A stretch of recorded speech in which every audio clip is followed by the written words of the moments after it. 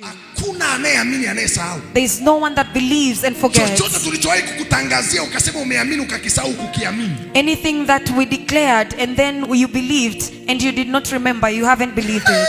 Hawajanisikia nilichosema. They haven't heard what I said. Hakuna yeyote anayeamini akasahau. There is no one that believes that will forget. Ikiwa tuliyokuambia kwamba utainuliwa. If we ever told you that you'll be arise Na umesahau. and you forgot, you never believed. Ulisisimuka. You were only emotional. Mtu mwenye imani anakumbuka kwanza, anaona ni kama jana. A person with faith remembers and thinks it's like yesterday.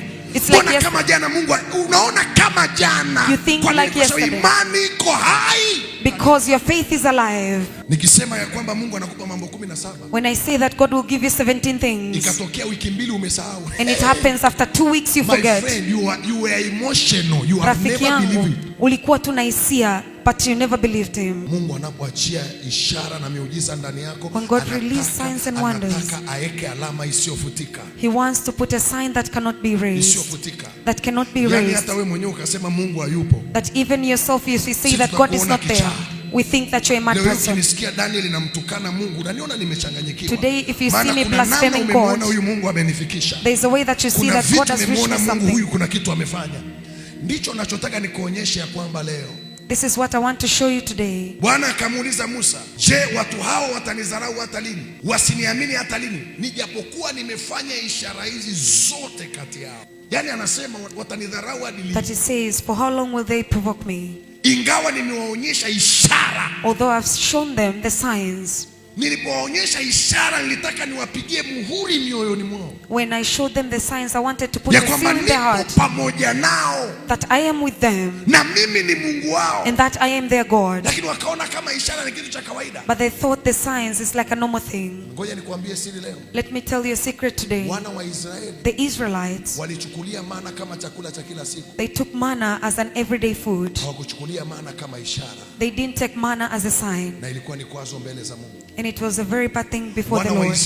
The Israelites, walichukulia kware walioletwa na upepo. They took the quarrel as kama chakula cha kila siku. As the food of every day. Walichukulia kuvuka bahari ya Sham kama tukio la kawaida. They took crossing the Red Sea as something that is wrong. Mwenyewe achukuli kama kitu cha kawaida. But God did not take it as a normal thing. Takuonyesha. I will show you. Unapotaka kutembea kwenye safari ya ishara na miujiza. When you want to walk in the journey of signs and miracles. Lazima ufike kiwango ambacho hakuna kitu Mungu anakifanya kwako unachukulia cha kawaida. You must reach a dimension where when God does anything, you don't take it as a normal thing. Hawezi kuendelea kufanya mambo makubwa kwako ikiwa kuna vitu anavyofanya kwako unaviona vya kawaida. God cannot continue to do great things while the things that he does to you, you take them as normal. Haiwezekani. It's not possible. Dada mmoja, one lady, nilimpa unabii pa Dar es Salaam. I gave her a prophecy in Dar es Salaam. Nafikiri Jumapili atatoa ushuhuda. I think this Sunday she's going to give a testimony. Kwa wale waliokuwa wanafuatilia somo la uchumi nikamfuata. For those that were following about finances. Nikamwambia Bwana ananiambia maadui wamepiga uchumi wako. I told her that the enemies have attacked your finances. Lakini kama Mungu aishivyo. But as the Lord lives. Mungu ananiambia na kurudishia kila walichopiga maadui. God tells me that he's going to restore everything that the enemy attacked. She's a good intercessor. Yeye ni mwana maombi mzuri. Lakini maadui walichoona kwamba hawawezi kumzuia kuomba, lakini ngoja wakamsababishia uchungu kwenye kazi. But the enemy saw that they cannot stop her from praying. Wakampa barua ya kumstopisha kazi. First they gave her a letter of dismissal at work. Akashangaa barua imekuja. She was surprised that the letter came. Ile baadaye wasema hatujakufukuza. And later they said we haven't dismissed you.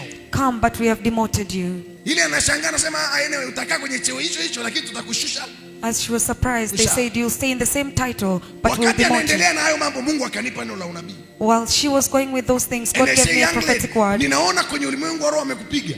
I said, I see in the spiritual realm that they are attacking you, and they're dealing with your finances. Lakini Bwana amekufungua tangu sasa. But God has delivered you from today. The next day. Baada ule unabii wangapi waliona nikimwambia kesho yake. The following day. Bosi anamuita. The boss called him. Anamwambia tusamee kwa yale yote yaliyotokea. And say forgive us for all the things that happened. Tumefuta yote. We have erased everything. Tumekurudisha kwenye nafasi. We have restored you unto your title. Bila shaka. He said without doubt. Mchungaji wako ana nguvu za kiroho. Your pastor has spiritual powers. A boss is not born again. Hajaokoka. Ukichukulia muujiza huu kitu cha kawaida. When you take this miracle as something that is normal, you'll never see another miracle of God. Issue is not about your minister. The issue sio kwa ajili. The issue is what the Lord have done. Issue ni nini Mungu amekifanya. The sign. Ishara. Mungu anapotenda ishara na miujiza, when God does signs and lengo lake wonders, kubwa ni kuweka alama moyoni His mwako, main thing is to put a seal in your heart, ili usije ukamsahau, so that you cannot forget Him, ili usije ukasahau. in order for you not to forget. Ukishindwa kumtetea wewe, If you fail to defend Him, zile ishara ataziinua na those zitadai. signs will arise and they will defend Him. Mungu anawaambia watu watanidharau hata lini? God tells them, how long will these people provoke me? Wasiniamini hata lini? That they shouldn't believe me until when? Nijapokuwa nimefanya ishara hizi zote kati yao. For all the signs which I have shewed among them. Israeli hawakupewa ishara moja. The Israelites were not given one sign. Walipewa ishara nyingi. They were given many Lakini signs. walichukulia ni kitu cha kawaida. But they took it as a normal thing. Kwa watu wengi hapa Mungu amejitahidi kuwaonyesha, hata kama hamjaelewa hili somo bado, lakini kuna vitu Mungu amefanya kwenu, lakini mkavichukulia vya kawaida, havikuweka alama mioyoni mwenu. There are many people here, God did a lot of things, but you took them as normal. You Mungu didn't put anawaambia a seal in your heart. Israeli, ni nguvu zenu, God told the Israelites, don't say that it's your wala power uwezo wenu uliowafikisha hapa, or your ability that took you bali here, mtamkumbuka Bwana Mungu wenu, but you shall remember the Lord your God, maana ndiye awapaye nguvu ya for kupata He is the utajiri. one that gives you the power to get riches. Nataka Mungu akafanya ishara na miujiza kwenye maisha yako. I want God to do signs and miracles in your life. Kuna kiwango Mungu anakufikisha. There's a dimension that God will reach Kuna you. maisha unaweza ukaanza kuishi na Mungu, There's a life that you'll start to live with God. hata ofa za shetani zinakuwa irrelevant. Even satanic offers inakuwa hazifanani tena. If you are still negotiating with Satan, there is a dimension you have never tested. Dada, kuna maisha Sister, Mungu anaweza kukupa there's a life that God can give you ambayo hakika yake that surely hautakaa na shetani na kujadiliana naye tena. you cannot stay with Satan and discuss with him. Yeye mwenyewe anajua kabisa simwezi mtu huyu. He himself knows that I cannot or I am not Kwa nini able with this hajawahi person. hajawahi mjaribu Ayubu kwa miaka yote? Why has he ever tempted Job for all these years? Niliwaambia pale Dar es Salaam, I once told you in Dar es na Salaam, naomba nirudie hapa Arusha. and let me repeat here in Kuna Arusha. watu wanasema There are people are saying, usiwe tajiri, don't become a wealthy ni ngumu person. sana tajiri kuingia mbinguni. It's very difficult for a wealthy man to Ngumu enter sana. heaven. Nikuulize swali, Let me ask you, Ibrahimu yuko wapi? where is Abraham? Alikuwa maskini? Was he poor? Yakobo yuko wapi? Where is Jacob? Alikuwa maskini? Was he poor? Ayubu yuko wapi? Where is Job? Alikuwa maskini? Was he poor? Kornelio yuko wapi? Where is Cornelius? Alikuwa yuko wapi? Where is Cornelius? Okay, Nikodemas naye yuko wapi? Where is Nicodemus? Yusufu al-Matai yuko wapi? Where is Joseph the Almatar? Wewe nini kinakwambia ni heri ubaki maskini ndio utaenda mbinguni? Mizimu ya kwenu. The ancestors from your home. Mizimu ya kwenu inakuhubiria vizuri sana. The ancestors are preaching to you. Kama umaskini angalia hata hii kazi inayofanyika hapa, my friend. Even Kama check ni the work that maskini is huwezi being kufanya. done here.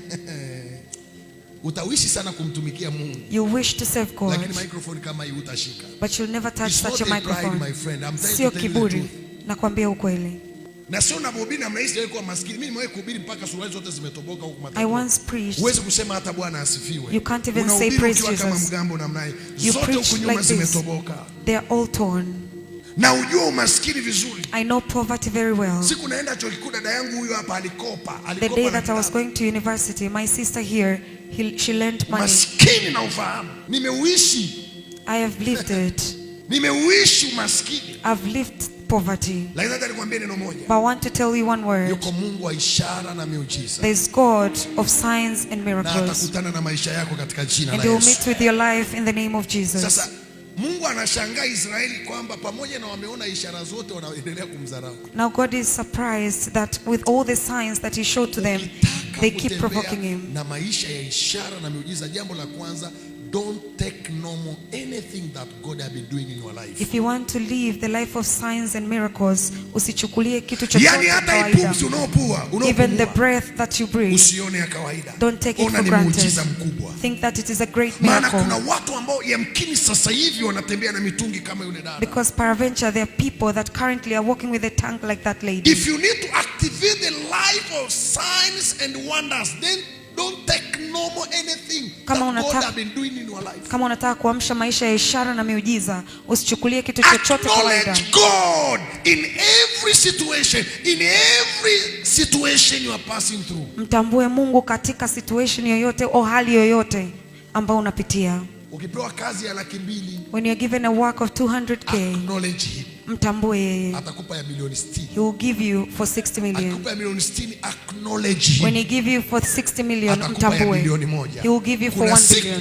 There's one day atakupa ya trilioni 1. he will give you for 1 trillion. As long as you don't take for granted, maadam hauchukulii kawaida what they have been doing in your life, vitu ambavyo wamefanya kwenye maisha yako. Naomba niwaambie leo watu. Let me tell you today, people of kuna God. uwezekano mkubwa Mungu kufanya ishara nyingi kwa wana wa Israeli. There's a great possibility that God did many wonders to the people of Israel. Lakini shida ni Israel. kwamba Israeli walishindwa kutafsiri kile anachofanya Mungu kwenye maisha yao ni nini.